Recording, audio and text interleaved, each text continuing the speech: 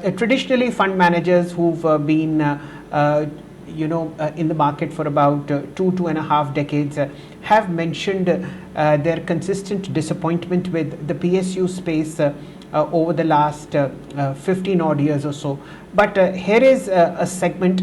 which has given the most stellar returns in 2023 when you watch them as a group. Has this rally overextended itself and it's welcome, or is this a new dawn, a new era, simply because of how the political landscape has shaped up at the center? So the PSU rally has been led by two key factors. One is that there has been policy stability, and of course there has been significant change in terms of policy, with the government focusing on profitability even for PSU companies, and therefore some of the companies which have seen multiples re-rate or valuations move up has been on the back of certain policy changes which has focused more in terms of ensuring that these PSUs get back into profitability, and PSU banks is one such example as a pact. The second key factor is that,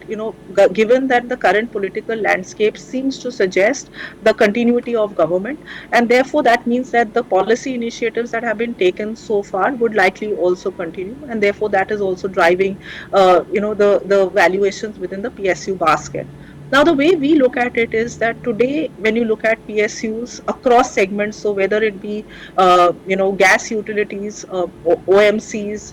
PSU banks, power, across the basket, the PSUs need to be evaluated in each of the segments in which they are operating in. And therefore, given the fact that we have seen a significant rally in the space, one has to be now selective in identifying PSUs where you still see